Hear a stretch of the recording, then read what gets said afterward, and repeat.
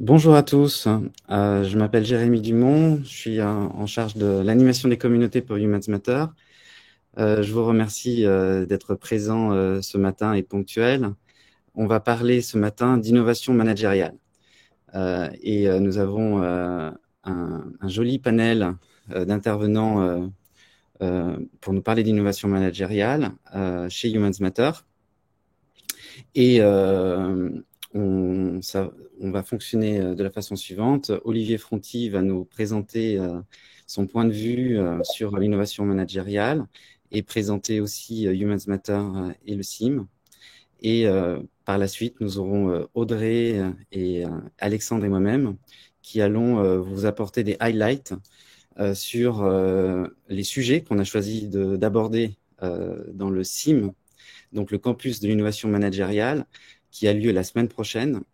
On va vous expliquer pourquoi on a choisi ces sujets et qu'est-ce qu'il nous tient à cœur d'expérimenter et de déployer dans les entreprises pour aider les managers de ces grands groupes. Je donne la parole donc à Olivier.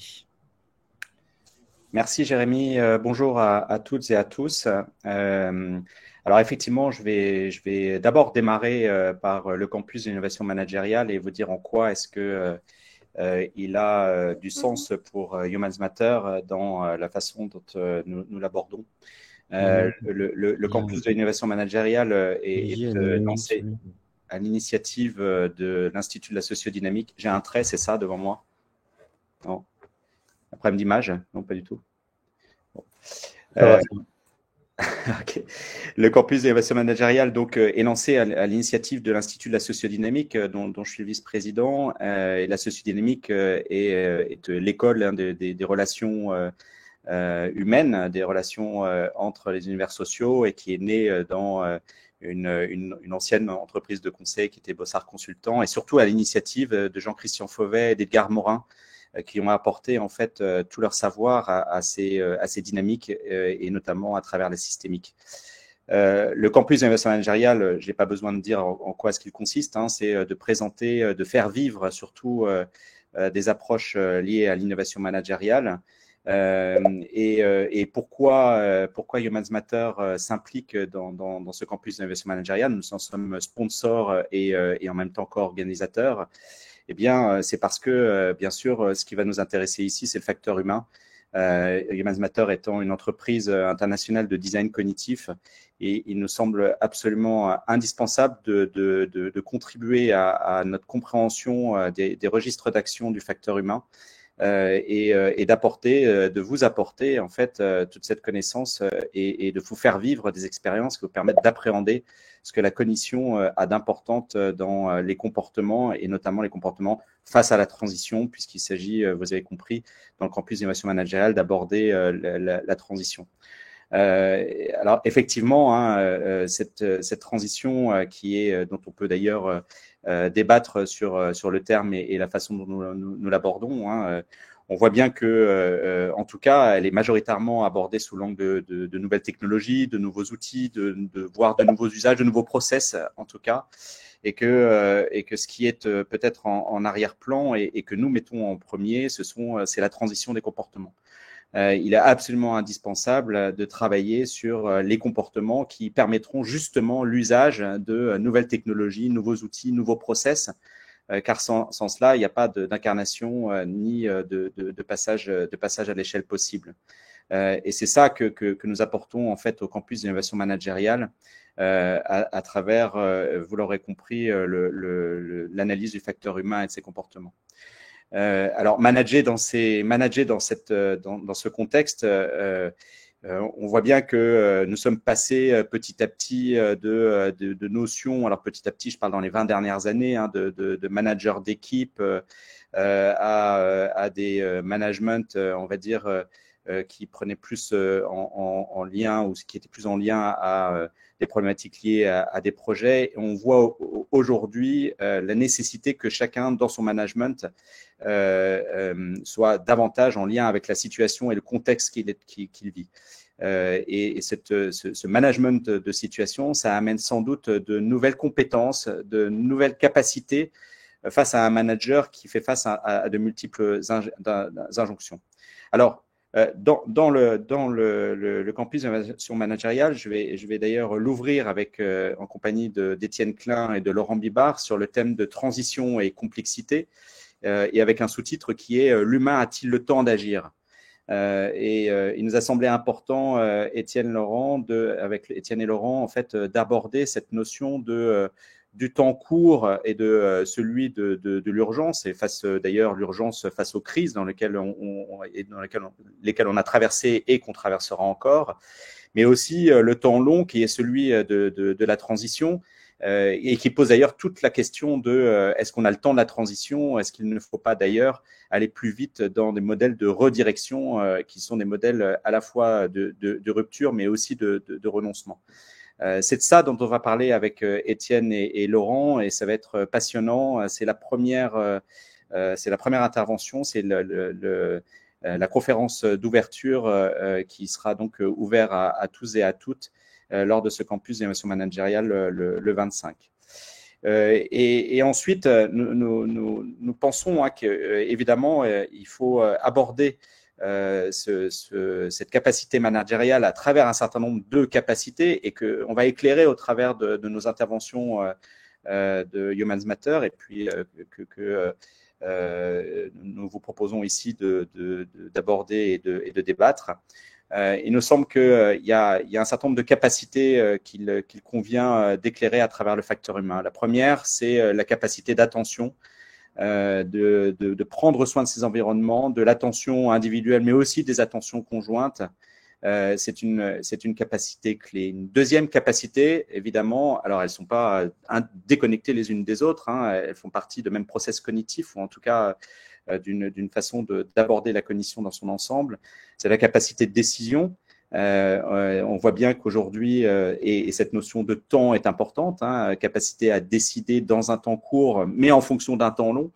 Et ça aussi, Humans Matter l'aborde dans ses approches, dans ses contenus et dans la façon dont nous intervenons. Il y a la capacité d'apprendre à apprendre, de trouver de nouvelles formes d'apprentissage, d'ancrage, de mémorisation, mais aussi de désapprentissage, hein, de formes évidemment qui font partie des renoncements qu'on aura à faire et qui nous demanderont d'acquérir de nouveaux automatismes. La capacité de collaborer, pas seulement de coopérer en vertical, hein, mais de collaborer en transversal, de s'affranchir, hein, de nos biais cognitifs dans la collaboration, de faire en sorte que effectivement nous puissions collaborer entre pairs et sans préjugés ni procès d'intention. Et là, on revient aussi au précepte de la sociodynamique. Une autre capacité qui est la capacité de passer à l'échelle, de regarder comment est-ce que, eh bien, à partir de l'expérience et de l'expérimentation de certains, on peut jouer sur les échelles et sur le fait d'irriguer, hein, l'ensemble des communautés. Et le pouvoir des communautés, en ce sens, nous semble absolument indispensable. Et c'est aussi un éclairage que nous apporterons lors de ce campus d'innovation managériale, et en particulier aujourd'hui pour vous exprimer ce qu'on va y faire. Et donc, une dernière capacité pour terminer, qui me semble absolument indispensable, c'est bien la capacité de penser et d'agir avec de nouveaux systèmes de valeurs. Et c'est important de faire aussi cette rupture-là ou cette redirection-là sur nos systèmes de valeurs, de pouvoir agir sans contrepartie immédiate, sans attendre tout de suite de pouvoir avoir une contrepartie, le donnant et peut-être ou en tout cas sur de nouveaux systèmes de valeurs, en tout cas, et peut-être maintenant dépassés. Et c'est ce que nous aborderons d'ailleurs dans le campus d'innovation managériale. J'aurai le plaisir d'animer une table ronde avec Michel Hervé et Isabelle Susini, qui préside 1% pour la planète, sur l'entreprise philanthropique vers de nouvelles philanthropies. Et c'est important d'aborder cela comme étant une capacité justement à faire face aux transitions. Voilà, ce chapeau, hein, pour vous indiquer le rôle et la mesure de ce que nous pourrons apporter au campus d'innovation managériale.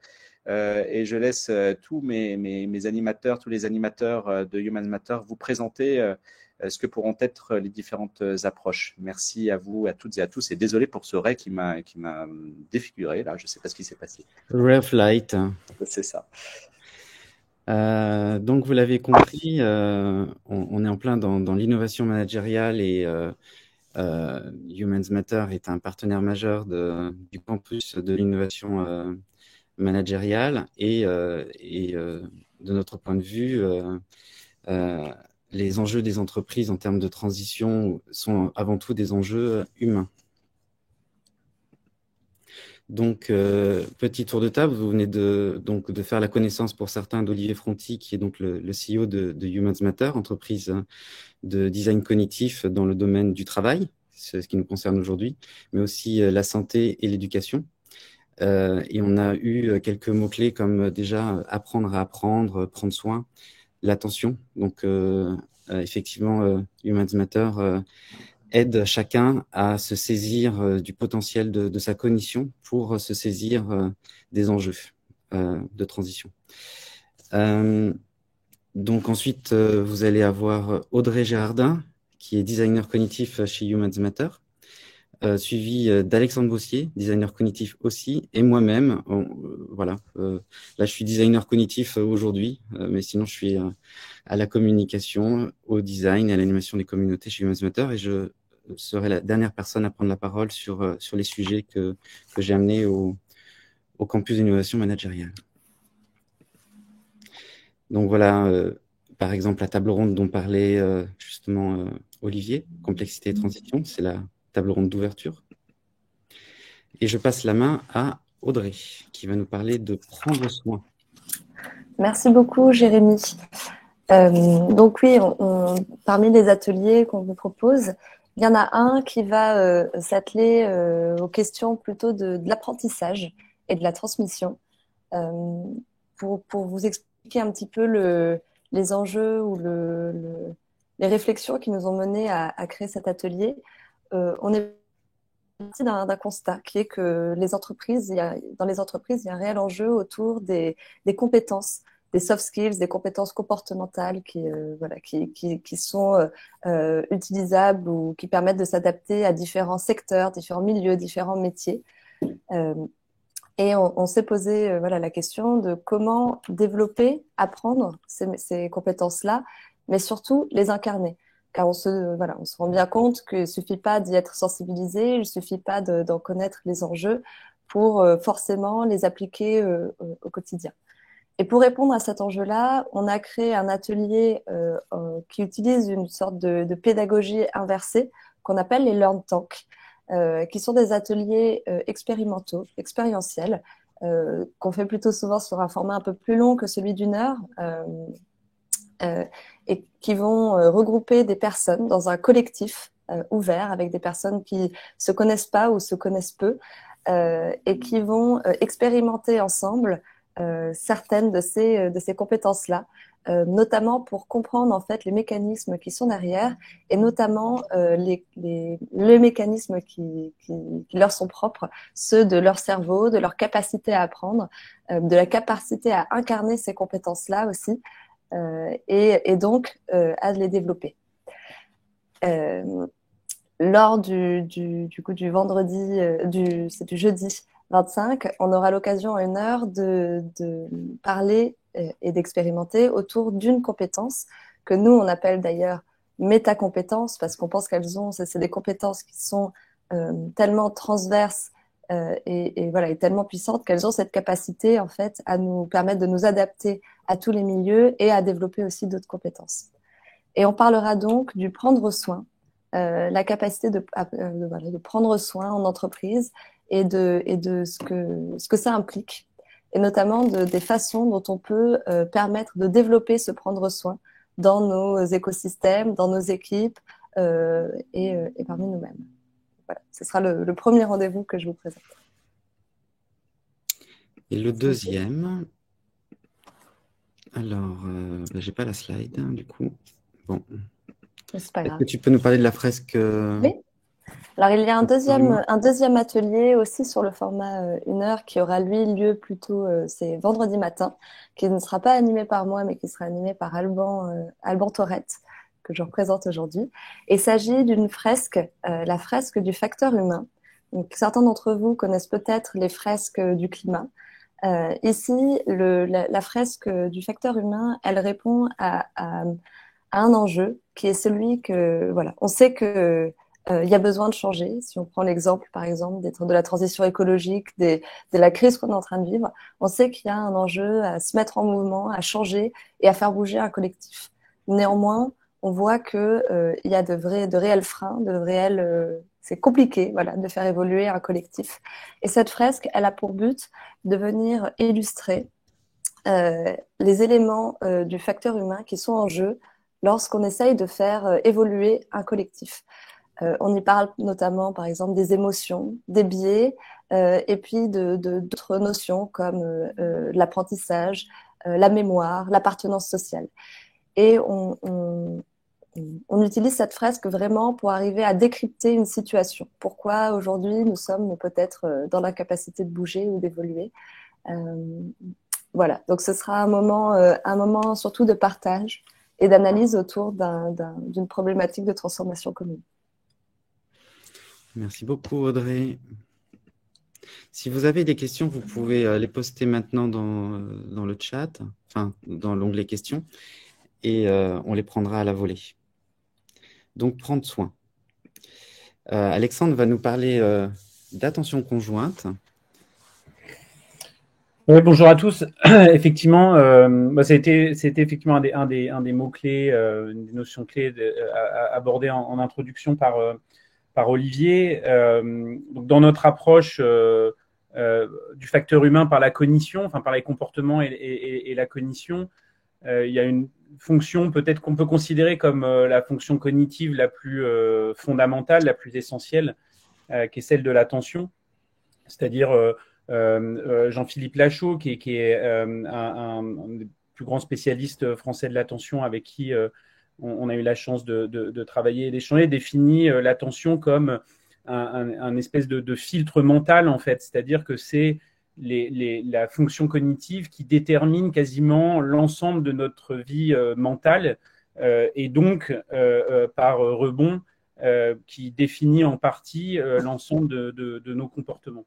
Alors, il y a déjà beaucoup de choses, beaucoup de choses qui ont été partagées, établies sur des formes de crise de l'attention, pouvant d'ailleurs provenir de cette fameuse économie de l'attention, où différents je sais pas, médias, créateurs de contenu, etc., se battent pour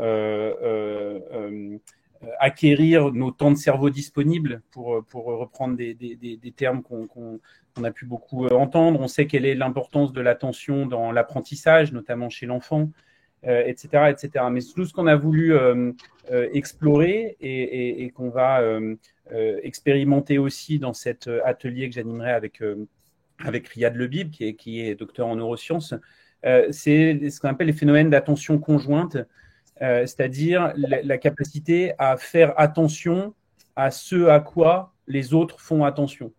Et en fait, si on arrive à développer ces formes donc d'attention conjointe, il y a de grandes chances qu'il y ait des mécanismes de mobilisation collective bien plus puissants.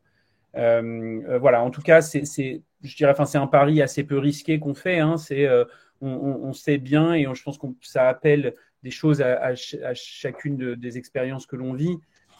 Si on est en train de diriger nos attentions ensemble vers la même chose et en plus vers les autres, il y a de grandes chances qu'on arrive mieux à faire des choses ensemble. Voilà. Alors pourquoi ça nous paraît aussi important? C'est-à-dire, je disais, l'attention, c'est peut-être la fonction cognitive la plus fondamentale et conditionne beaucoup de choses. Mais l'autre élément que l'on sait, c'est que en fait, l'homme est un animal totalement irrationnel. Ça, je pense que maintenant tout le monde commence à l'admettre. Je voyais dans le chat des petits commentaires autour de ce qu'on appelle effectivement le putain de facteur humain, qui est le fait que malgré tout ce que l'on sait, malgré toute la conscience que l'on peut avoir autour des enjeux, c'est pas pour autant que vraiment on change, quoi. Donc il y a bien l'approche rationnelle des choses par la démonstration logique, par des balances bénéfices-risques, coûts, gains, etc. Ne suffisent pas. Et de notre point de vue, il faut aller explorer d'autres leviers de mobilisation, notamment autour de l'attention, qui encore une fois conditionne la quasi-totalité de notre vie mentale et donc par rebond de nos comportements. Donc ça sera un atelier, 1 heure également, où on viendra expérimenter des modalités d'activation de cette attention conjointe et de venir éprouver ce que ça provoque en nous. Et est-ce que déjà en 1 heure, ça peut conditionner certains des comportements collectifs? Voilà, on ne sait pas exactement ce que ça donnera, on a déjà testé bien sûr, mais chaque contexte étant particulier, on verra ce que ça donne. Voilà. Donc ça, effectivement, c'est le premier. Et puis, j'aurais aussi le plaisir d'animer une table ronde. Donc avec, alors voilà, je vais pas tous les présenter, vous les voyez à l'écran, mais une table ronde assez diverse autour d'un grand sujet en termes d'innovation managériale et de transformation des entreprises, qui est le sujet de la raison d'être, mais qu'on a voulu aborder avec mes camarades de table ronde, que c'est une table ronde en forme de conversation, hein, c'est-à-dire que en fait, on s'est tous les 5 rencontrés il y a assez peu de temps. avec Yann Collard qui travaille sur la nouvelle valeur, Clotilde Sauvage qui est une connector de WeShare, donc qui travaille notamment sur des façons d'influencer les politiques publiques et notamment peut-être une future version de la loi Pacte. Benjamin Hainaut qui a été un des premiers ambassadeurs Bicorp en France et Audrey Espel de Decathlon qui a piloté le processus de vision de Decathlon. En fait, voilà, on a échangé ensemble il y a peu de temps, une conversation très ouverte, critique sur la raison d'être, la façon dont c'est abordé par la plupart des entreprises aujourd'hui. Et puis on s'est dit, mais en fait, cette conversation, ce serait peut-être pas mal qu'on l'ait en public. Et donc cette table ronde, ça sera ça, avec une idée, un message à faire passer, qui est assez lié avec ce que je disais juste avant sur l'attention, hein. C'est que la raison d'être, avec le mot raison, ne suffit pas en fait. C'est pas parce qu'on a déterminé une raison d'être qu'on est bien. Voilà. Et surtout, c'est pas parce qu'on a déterminé une raison d'être qu'on agit bien. Voilà. Et qu'il faut aller, de notre point de vue, ouvrir des leviers qui relèvent plus du désir, qui relèvent plus de l'envie, qui relèvent plus effectivement de la mobilisation.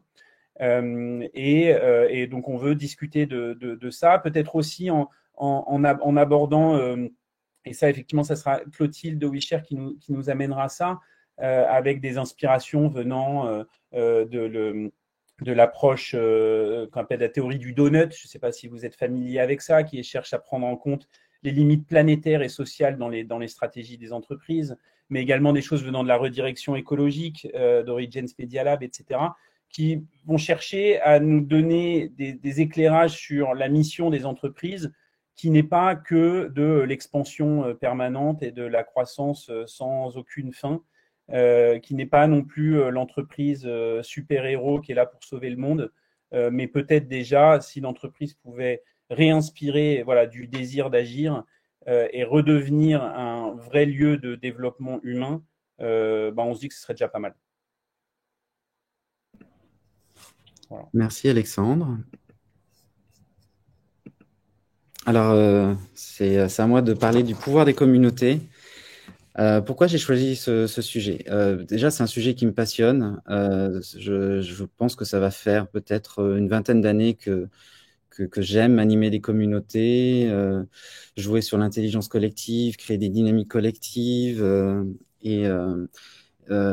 Ces dernières années, j'ai eu des retours dans les grands groupes comme quoi il y avait des groupes Teams, je sais pas, par exemple chez Orange ou chez EDF, de collaborateurs qui parlent de transition écologique et qui trouvent que ça va pas assez vite, ça va pas assez loin.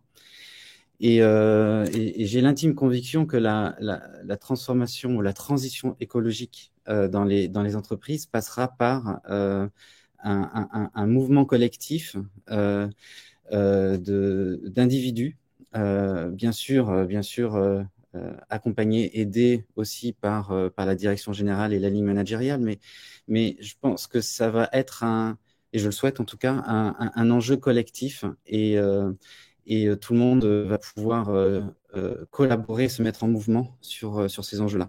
Et quand je dis, par exemple, chez Orange et chez EDF, ils sont sur Teams, l'autre élément, c'est qu'une entreprise comme EDF a fait des fresques du climat pour sensibiliser et informer à grande échelle. Mais à côté, il va y avoir un espace d'innovation chez EDF où en fait ce sujet-là n'est pas abordé. Ou alors il va y avoir le plan d'action de l'entreprise qui n'est pas vraiment discuté avec l'ensemble des collaborateurs. La façon dont l'entreprise va se saisir des enjeux environnementaux, au-delà justement d'un plan d'action, pour moi, elle passe par un changement de modèle mental. Un changement de modèle mental dans la façon où l'entreprise se perçoit le monde, perçoit son activité, et un changement de modèle mental aussi des collaborateurs. La semaine dernière, je disais qu'on m'a rapporté qu'un dirigeant d'entreprise s'est emparé du sujet environnement suite à une remarque de sa petite fille à la maison. Le regard de sa petite fille, l'échange qu'il a eu avec sa petite fille dans sa sphère personnelle, l'a touché. Et en revenant dans le monde de l'entreprise, sa perception de lui-même, de son rapport aux autres, de son rapport à la nature a évolué. Et c'est de ça dont on parle. C'est un changement de modèle mental. Et pour impliquer les collaborateurs dans la transformation de l'entreprise, ça nécessite d'investir des champs nouveaux, le digital, l'écologique, des nouveaux métiers. Et ce qui se passe, c'est que nos habitudes sont difficiles à changer. On a tendance à percevoir le monde, agir et interagir avec des modèles mentaux qui s'activent automatiquement. Ça nous demande un temps d'attention, comme on en a parlé, un temps de prendre soin, comme on en a parlé, pour développer ou faciliter d'autres modèles mentaux. Et donc, l'enjeu, c'est l'actualisation des modèles mentaux pour capitaliser sur nos connaissances, actualiser notre logiciel afin d'éviter des erreurs d'interprétation parce que le monde change, les enjeux deviennent plus prégnants et parvenir collectivement à trouver d'autres solutions. Donc, c'est de ça que je vous propose de parler dans une session atelier d'1 heure au CIM. Et si vous avez des questions sur le pouvoir des communautés, les modèles mentaux, je suis là. Est-ce qu'il y a quelques questions? J'en vois quelques-unes dans le chat. Donc, Elsa nous dit... Attends, je vais me mettre en grand. Voilà. Elsa nous dit la déclaration suivante. L'homme est un animal irrationnel, mérite une attention de tous. C'est un postulat qui va générer des actions, des attitudes, une tolérance. Et elle pose cette question, est-on bien d'accord avec ce point de départ, que l'homme est un animal irrationnel? Je pense que c'est plutôt pour toi, Alexandre, non? Ouais, j'ai commencé de répondre.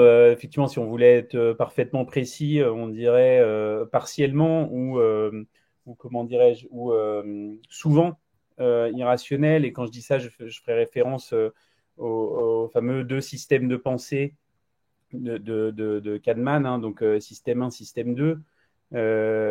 Système 1 qui sont tous les automatismes développés par l'expérience. Toutes on va dire les pensées réflexes avec beaucoup de biais cognitifs qui sont des formes d'illusion de la pensée rationnelle. Et voilà, et on est et Olivier parlait tout à l'heure aussi de rapport au temps.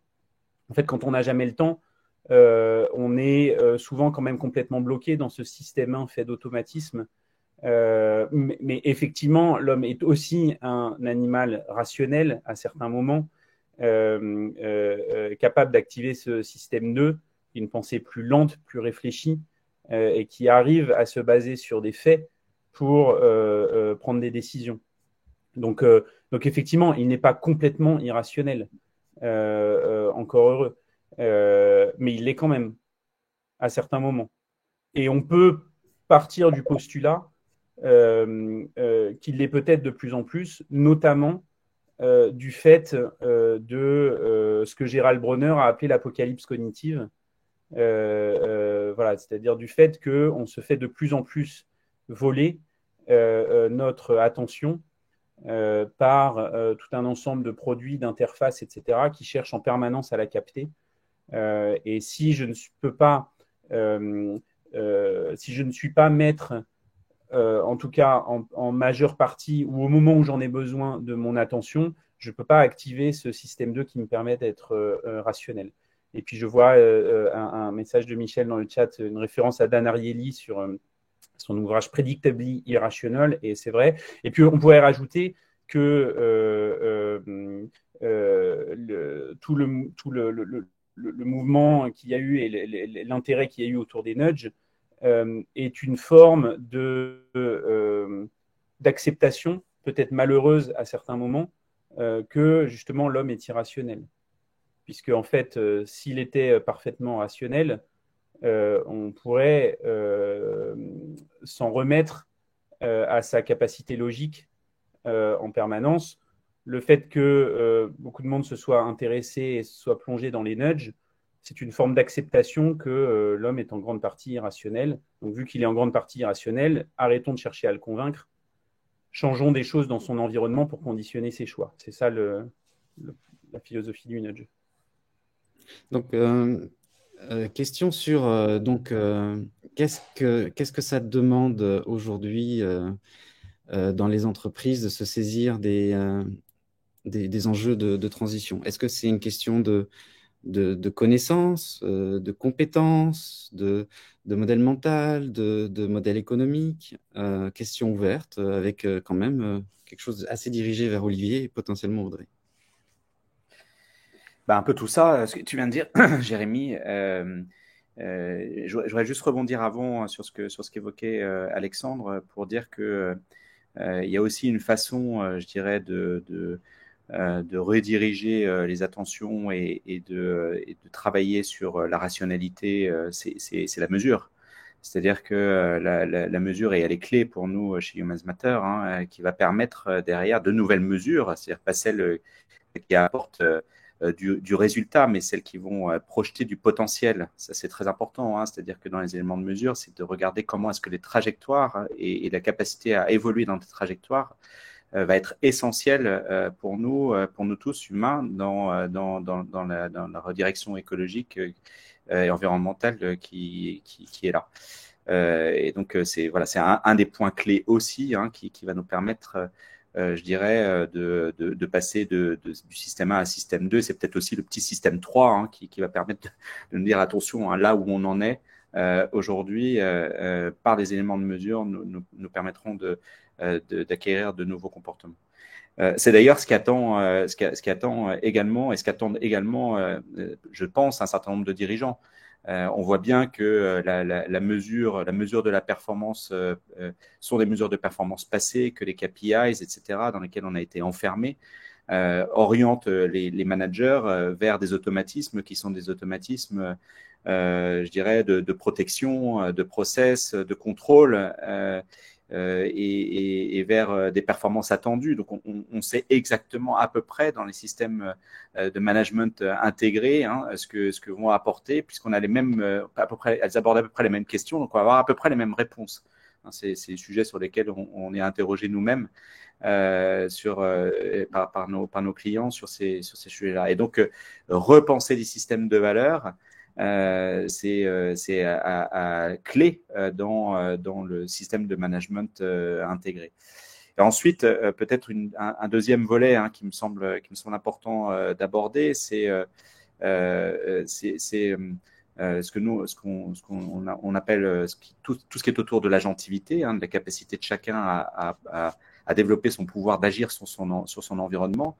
Ça veut dire quoi en termes de management? Ça veut dire que de laisser la capacité de chacun des managers à expérimenter. Audrey abordait tout à l'heure le Learn Tank. Ce sont deux nouvelles façons d'expérimenter et que l'expérience produite permette de nouvelles connaissances et donc à partir de ces nouvelles connaissances permettre de nouveaux potentiels. Ça veut dire qu'on inverse totalement les systèmes d'injonction. C'est-à-dire que d'ailleurs on n'est plus dans les injonctions, c'est-à-dire qu'on est dans la capacité de laisser porter par chacun et en particulier les managers dont j'ai dit tout à l'heure que c'était presque plus des managers d'équipe, ce sont des managers de situation. Donc faire en sorte qu'à travers ces situations-là et ces contextes, en fait, on laisse la capacité de chacun à agir et de travailler en logique transversale, c'est-à-dire de collaborer. Donc, on a développé autour de tout ça les métacompétences. Je ne sais pas si certains nous suivent, j'espère de plus en plus et contribuent avec nous sur ces sujets-là. Mais le développement évoluer vers des réseaux collaboratifs, la métacompétence qui nous semble clé là-dessus, est une compétence à développer au maximum dans les environnements managériaux.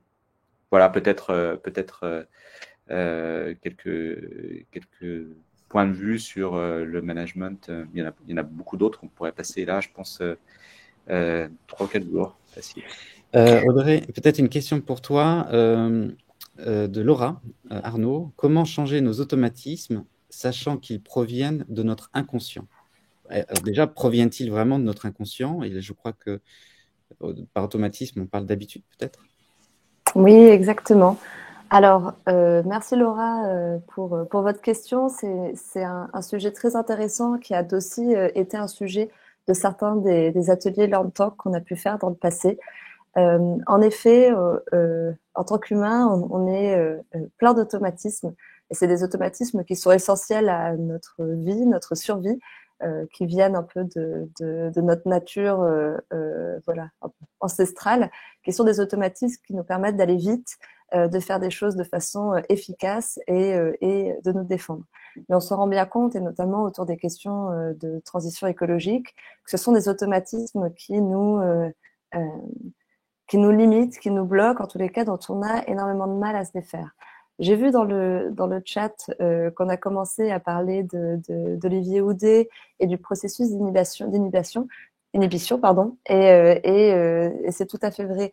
Aujourd'hui, pour transformer pour changer ses habitudes, pour essayer de se défaire de ces automatismes-là, on a une capacité, en tous les cas, en tant qu'humain, à prendre du recul en fait sur ce qui se passe dans notre cerveau. Pourquoi on a déjà en premier lieu prendre conscience de ces automatismes-là et aussi de tous les mécanismes qu'il y a derrière et de ce qui nous contrôle. Nous, la manière dont on le pense, c'est vraiment si on commence à comprendre en fait d'où viennent ces automatismes et pourquoi ils sont si importants pour nous, ça nous permet déjà un premier détachement, un premier recul qui permet de pouvoir agir dessus. Quand on n'en a pas conscience, on ne peut pas du tout agir dessus. Et lorsqu'on en a conscience, il existe alors je ne sais pas si on peut aller jusqu'au point de dire une méthode, mais des manières d'essayer de s'en détacher et sans rentrer trop précisément dans le sujet. On peut parler là de plasticité cérébrale, en fait, de cette capacité justement à changer plus souvent possible ces comportements, de continuer d'apprendre, en fait, et c'est une forme d'entraînement, d'un entraînement cognitif, qui est un entraînement d'adaptation, d'évolution, et c'est notamment ce que font les enfants, qui sont en fait tout le temps en train d'apprendre, tout le temps en train de vivre de nouvelles choses, qui sont donc beaucoup plus adaptables et qui ont moins d'habitudes, moins d'automatisme. Mais c'est quelque chose qu'on peut aussi retrouver chez les adultes, et c'est d'ailleurs un mythe, un neuromythe que les adultes ne peuvent pas forcément changer ou évoluer. Du coup, je rebondis sur ce que tu évoques et pour répondre à la question de qu'est-ce que peuvent faire les managers sur ces sujets-là, c'est que pour nous, il y a un sujet qui est clé, qui est de changer les référentiels de compétences. On voit dans les entreprises, dans les grandes comme dans les petites par ailleurs, que les référentiels de compétences ont été d'une certaine façon des systèmes 1 sur des modèles qui sont des modèles de gestion et que tout ce qu'on est en train de dire, et notamment sur la bascule cognitive qu'évoque Michel dans le chat, il s'agit bien de produire en fait des référentiels de métacompétences qui sont des métacompétences qui s'acquièrent par l'expérience et non pas par des outils ou des pratiques qui nous sont donnés de manière descendante. Et ça, ce sujet-là, il est clé. Je crois qu'il y a une prise de conscience, là, pour le coup, tu en parlais aussi, de la part de tous ceux qui produisent aujourd'hui des systèmes d'apprentissage, qu'on ne peut plus apprendre comme avant ces sujets-là et que les systèmes de référentiels de compétences, que je vais appeler des référentiels de modèles de gestion, n'ont plus d'efficacité, ou en tout cas ne répondent qu'à une partie de l'efficacité de ce que nous devons faire. Voilà. Il ne s'agit pas d'annihiler certains. Peut-être que pour partie, il faudrait sans doute les revisiter à l'aune des bascules cognitives à produire, mais les augmenter en fait de référentiels de métacompétences. Sur la bascule qui était amenée sur la table et sur scène par Michel, Alexandre, moi je suis toujours un petit peu perplexe sur cognition, émotion, comportement. Est-ce que tu peux nous éclairer, s'il te plaît? Je ne sais pas si je vais réussir à éclairer parce que c'est assez complexe, mais ce qui est sûr, c'est que ce qui est sûr, en tout cas, je vais plutôt dire la façon dont on aborde la cognition chez Humans Matter, mais pas que. On va se placer dans un cadre, alors désolé du mot qui arrive, mais ça plaira, je pense, à certains, j'ai vu que c'est des personnes connectées, mais on se place dans un cadre phénoménologique de la cognition, et avec des approches liées à la cognition incarnée, ou ce qu'on appelle aussi à l'énaction. Et en fait, dans ces approches de la cognition, effectivement, il n'y a pas de séparation entre cognition, émotion, comportement. Tout procède de la même expérience vécue. Et donc, on pourrait d'ailleurs aussi, il y a plein de choses dont on sait maintenant sur le fait d'avoir des parties de notre système nerveux, notamment le système nerveux entérique, donc qui est au niveau au niveau des intestins, etc., qui est quasi autonome, enfin qui a sa vie propre, on pourrait dire. Et il y a des gens qui travaillent sur notamment des systèmes de bio-neurofeedback du système nerveux entérique, c'est-à-dire des choses qui se passent vraiment dans le corps et qui ont des implications fortes sur la façon dont on pense. Ça, c'est une première chose. Deuxième, c'est les liens entre émotion et cognition au sens traditionnel du terme, et donc notamment les liens entre émotion et décision. Ceux-là, ils sont connus depuis assez longtemps, hein, avec les travaux de Damasio, où dans la chaîne de traitement de l'information, on sait très bien qu'il y a une réponse émotionnelle avant toute évaluation cognitive au sens prise de décision. Donc les frontières entre ces choses, cognition, émotion, comportement, on sait qu'elles sont extrêmement poreuses. Et nous, on se place plutôt dans une approche de la cognition qui est une approche, voilà, on pourrait dire globale, incarnée, etc. Voilà, je ne sais pas si ça aide. Et après, alors je vois d'autres commentaires. Effectivement, bon, Jacques Fradin, on travaille avec lui déjà depuis quelques années. Et effectivement, on peut aborder les sujets de bascule cognitive, comme ce que lui appelle la gestion des modes mentaux, ou qui est dans les thérapies cognitives et comportementales. Voilà, donc effectivement, on est dans à peu près les mêmes choses. Et j'ai l'impression que j'ai des problèmes de connexion, donc je vous laisse la suite. Olivier, est-ce que, donc nous, chez Humans Matter, on a 20 personnes qui sont des scientifiques qui travaillent sur la cognition, aussi parmi eux des gens qui font des thèses, et il y en a quelques-uns en ligne. En quoi c'est intéressant pour le monde de l'entreprise et les managers en particulier, cette approche par la cognition? Tu me diras quand tu prépares des questions comme ça. Hein, Bah écoute, moi je pense que si tu parles de la recherche, c'est effectivement pour nous chez Humans Matter une façon de réconcilier le temps long et le temps court. On a pu observer combien la recherche cherchait des points d'application pour expérimenter.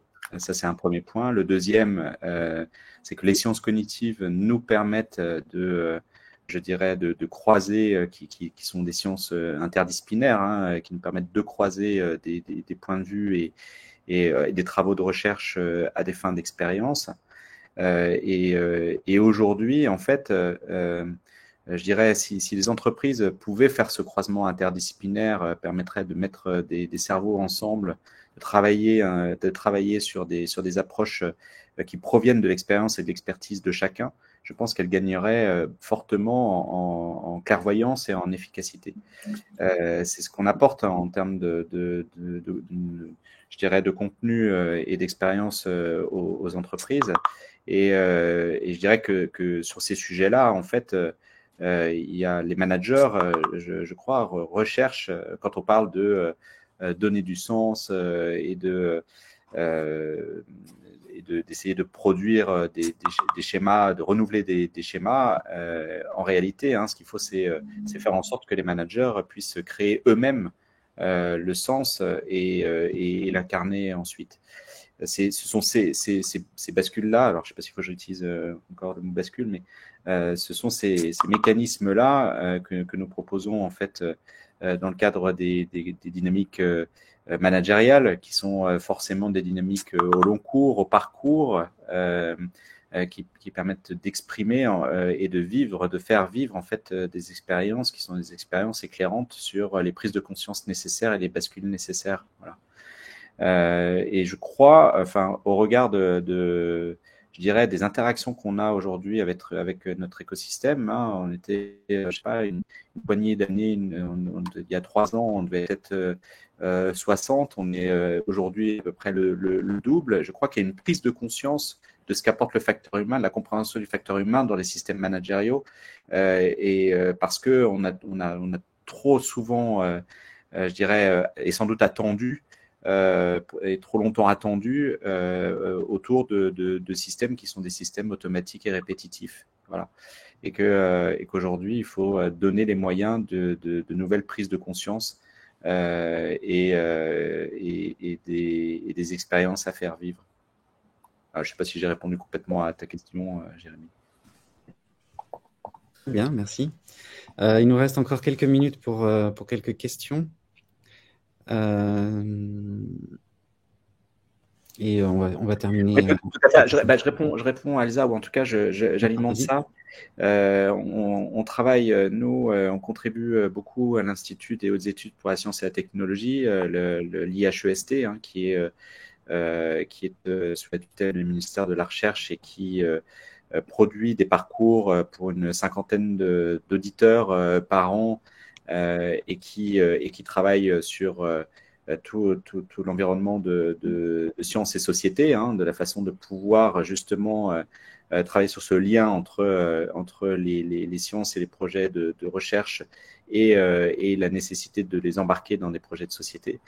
Et c'est tout l'enjeu, effectivement, et de travailler autour de méthodologie de chercheurs, de regarder comment est-ce que la recherche est un des recours, en tout cas absolument indispensable, dans la transformation des collectifs, dans la transformation des stratégies, dans la transformation des collectifs et dans la transformation individuelle.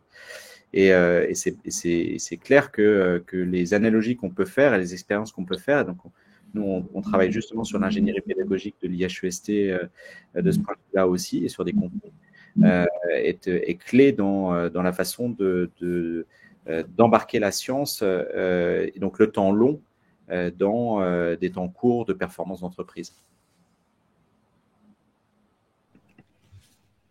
Alors, je laisse peut-être Alexandre sur la posture d'anthropologue, hein, parce que là aussi, on a beaucoup de choses. Ça m'a fait penser à la table ronde qu'on avait dans le facteur humain cet été, dans l'université d'été du facteur humain, celle de Pixelis. Je vais chercher le lien pendant qu'Alexandre répond. Oui, effectivement, enfin, toutes les approches que l'on promeut, elles démarrent de forme d'enquête sur ce que sont la réalité des expériences vécues et non pas.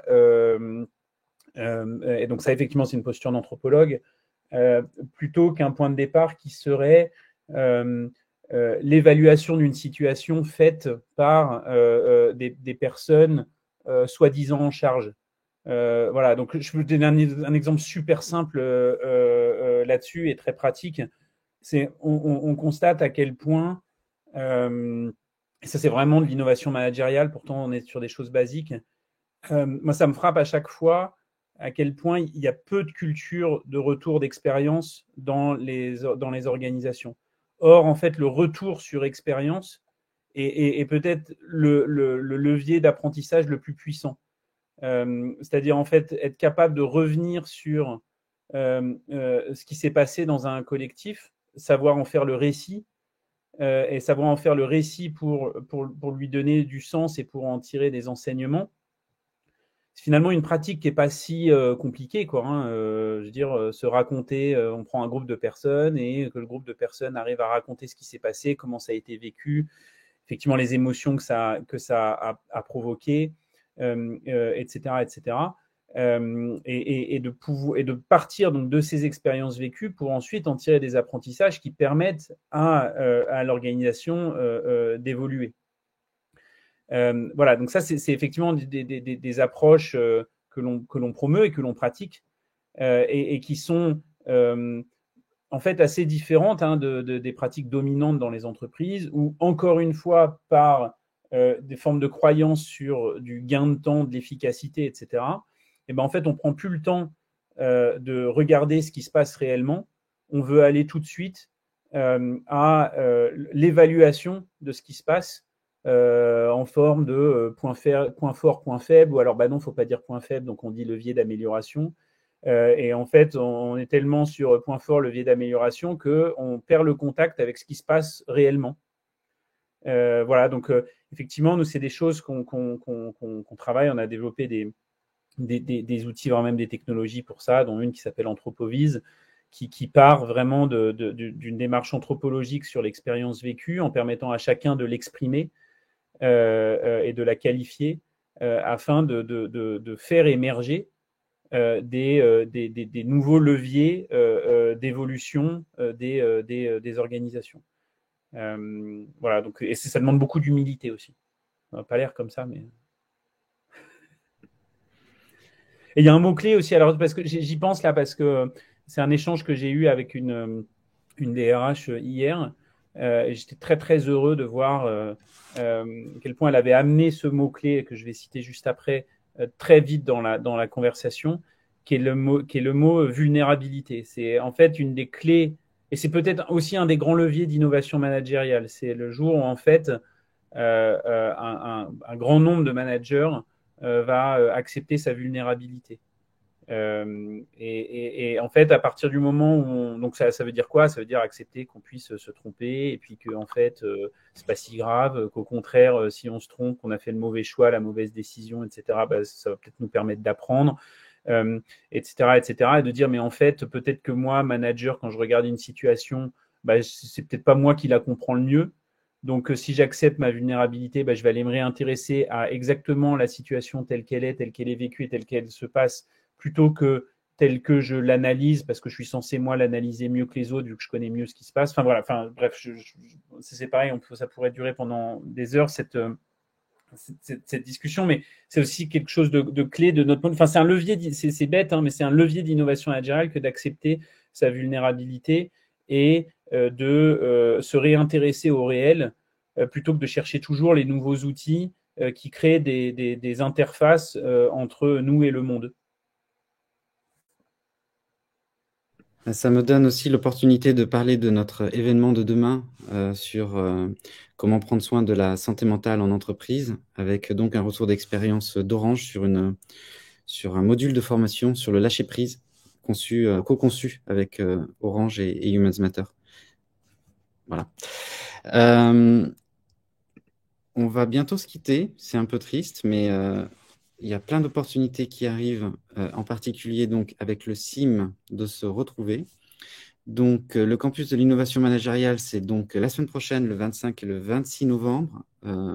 Alicia va vous remettre le lien pour vous inscrire. Je vous invite à prendre vos places pour cet événement 100% distanciel, avec, donc on l'a vu, un joli programme, en particulier la conférence d'ouverture sur le temps et la complexité. C'est un sujet aujourd'hui des managers de concilier temps court et temps long, et ça va être très agréable et très inspirant de prendre de la hauteur sur ce sujet-là avec Klein et Bibard.